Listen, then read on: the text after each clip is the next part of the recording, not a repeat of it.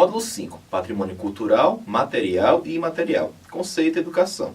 Nesse módulo iremos estudar as relações entre o ensino e o patrimônio cultural.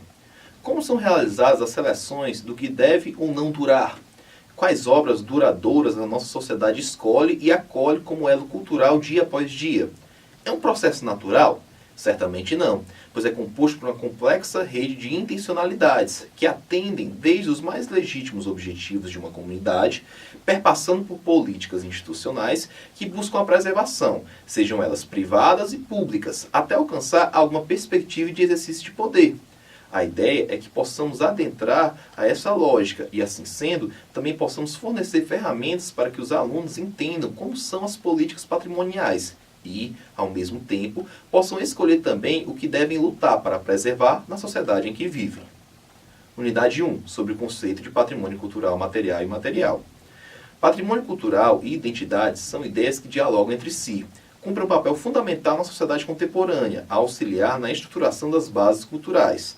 Lembremos que são produtos de um processo de seleção discursiva.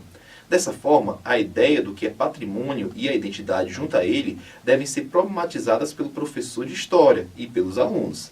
Essa ideia de identidade é possível ser inteligível a partir da noção de memória coletiva, ao pensarmos em uma perspectiva de seletividade mnemônica para uma determinada coletividade, toda a ideia de patrimônio acaba por ganhar algum sentido social. Como cita o Jacques Legoff, a memória coletiva valoriza-se, institui-se em patrimônio cultural. Percebemos a partir da Constituição de 1988 que houveram avanços conceituais sobre a noção de patrimônio e mais ainda sobre o que deveria ser preservado. O grande avanço, como diz o discurso oficial do IPHAN, foi no tocante à expansão de preservação para os bens imateriais. Há destacar ainda que a noção de preservação patrimonial fica a cargo do poder público, podendo ser realizada em parceria com as comunidades, desde que a gestão e a preservação documental seja ainda de responsabilidade do Estado. Unidade 2. Possibilidade de projeto patrimonial. A proposta de uma atividade de pesquisa que una essas duas possibilidades. A atividade escolhida para exemplificar nossa ideia foi desenvolvida pelo professor especialista Edilberto Florencio dos Santos, enquanto foi professor da Universidade Estadual Vale do Acaraú, UVA, e consiste em um inventário patrimonial. O inventário está nos anexos de nosso curso e o apresentaremos a partir de agora. O inventário é dividido em 6 pontos intercalados entre si. O primeiro é a ficha de identificação do bem patrimonial. Ele varia entre os bens tangíveis e intangíveis. O primeiro, para bens intangíveis, é composto com as seguintes informações: denominação, categoria, localização, ocorrência e periodicidade, criador, idealizador, condição atual, pessoas ou grupos envolvidos, descrição, fontes e observações. Já os bens tangíveis são compostos por denominação, categoria, localização, época da construção, responsável pela construção, uso original e uso atual, condição atual, propriedade, descrição, fontes e observações. Destaca-se que, com essa classificação, tem-se uma visão geral do bem patrimonial, facilitando assim o processo de compreensão e identificação do objeto estudado. Após essa classificação, que é notavelmente globalizante, há outros pontos que aprofundam a percepção sobre o bem.